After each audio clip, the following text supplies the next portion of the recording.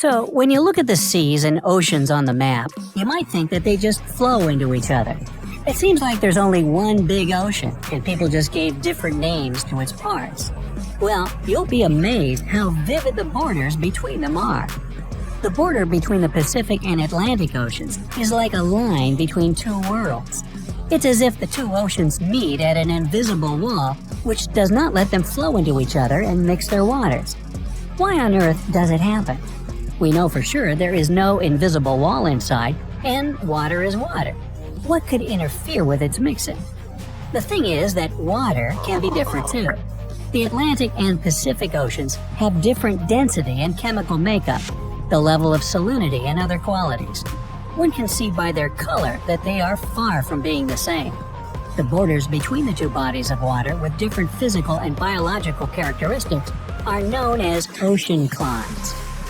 Haloclines, borders between waters with different salinity, are the most spectacular, and this is what we see when the Atlantic and Pacific Oceans meet. The famous explorer Jacques Cousteau found this when he was deep diving in the Straits of Gibraltar. The layers of water with different salinity looked like they were divided with a transparent film, and each layer had its own flora and fauna. Haloclines appear when the water in one ocean or sea is at least 5 times saltier than in the other. You can create a halocline at home if you pour some seawater or colored salty water in a glass and then add some fresh water on top of it. The only difference is that your halocline will be horizontal and ocean haloclines are vertical. If you remember a couple of basic things from physics, you might argue that a denser liquid should finally end up lower and less dense higher. If that were true, the border between the two oceans would look not like a vertical line, but as a horizontal one, and the difference between their salinity would become less obvious the closer they got to each other. So why doesn't it happen here? Well, first, the difference in density of water of the two oceans is not that great for one of them to get down and the other to rise up, and yet it's enough to not let them mix. Still, another reason is inertia.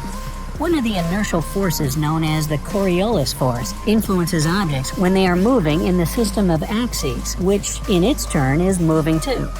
In simpler words, the Earth is moving, and all the moving objects on it will be acted upon by Coriolis force, deviating from their course.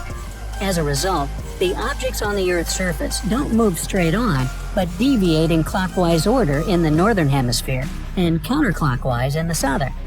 But the Earth is moving slowly. It takes a planet a whole day to make a full circle around its axis.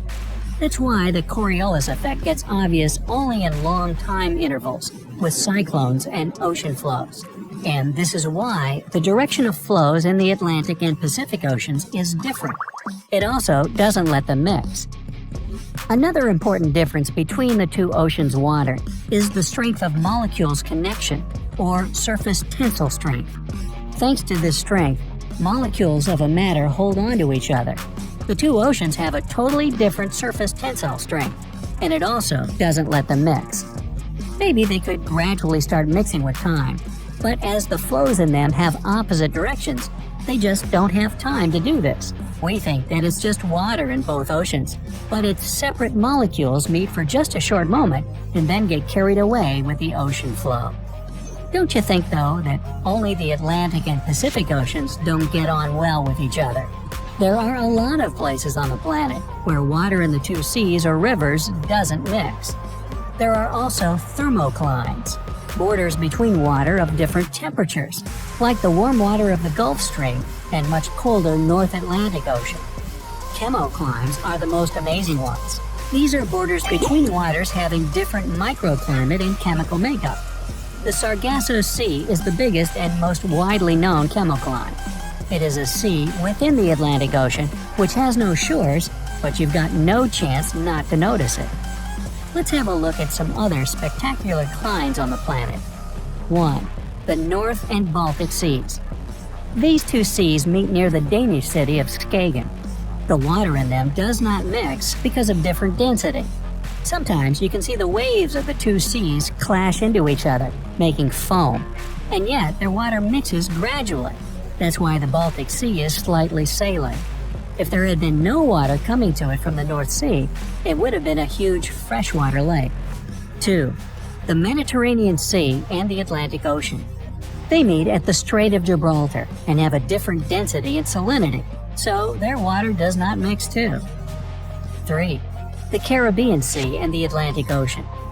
The place where they meet is near the Antilles, and it looks like someone has painted water with different shades of blue. Another place where these two meet is the Eleuthera Island of the Bahamas. The Caribbean seawater is turquoise, and the Atlantic Ocean water is dark blue. Number 4. The Suriname River and the Atlantic Ocean meet near Paramaribo in South America. 5. The Uruguay River and its afflux. These two meet in Misiones province in Argentina. One of them is clean to be used in agriculture, and the other gets almost red because of loam during rainy seasons. 6. The Rio Negro and Solimões rivers, part of the Amazon River. 6 miles from Manaus in Brazil, Rio Negro and Solimões rivers run into each other, but don't mix for about 2.5 miles. The Rio Negro is dark and Solimões light. They have a different temperature and speed of flow. 7. Moselle and Rhine. They meet at Koblenz, Germany. Rhine has lighter water and Moselle darker. 8. Ilz, Danube, and Inn. The junction of these 3 rivers is in Passau, Germany. Ilz is a small mountain river to the left. The Danube is in the middle, and Inn is the light river to the right. Inn is wider than the Danube here, but still is its afflux. 9. Alaknanda and Bhagirathi rivers meet in India. Alaknanda is dark, and Bhagirathi is light. 10. Irtysh and Ulba flow into each other in Kazakhstan, near the city whose name you'll never be able to pronounce, nor will I. You give it a shot. The Irtysh has clean water and Ulba cloudy. Number 11. The Jialing and Yangtze rivers meet in Chongqing, China. The Jialing is clean and the Yangtze is brown. 12. Irtysh and Om. These 2 rivers flow into each other in Omsk, Russia. The Irtysh is cloudy and the Om pure and transparent. 13. Chuya and Katun rivers meet in the Altai Republic, Russia. The water of the Chuya has an unusual cloudy white color here and looks dense and thick. Katun is clean and turquoise. Flowing into each other, they form a single 2-colored flow that does not mix for some time. 14. The Green and Colorado rivers. The place of their junction is Canyonlands National Park in Utah, USA. Colorado is brown, and green is, green. The colors of these rivers go through rocks with different chemical makeup. That's why they have such a big contrast of colors. 15. The Rhone and Arve rivers. They flow into each other in Geneva, Switzerland. The Rhone is a pure river that flows out of the Lake of Geneva. The Arve is cloudy as it gets its water from the glaciers of the Chamonix Valley. So, what do you think about all this water? Of course it's a bad joke, like a lot of my bad pronunciations of those river names.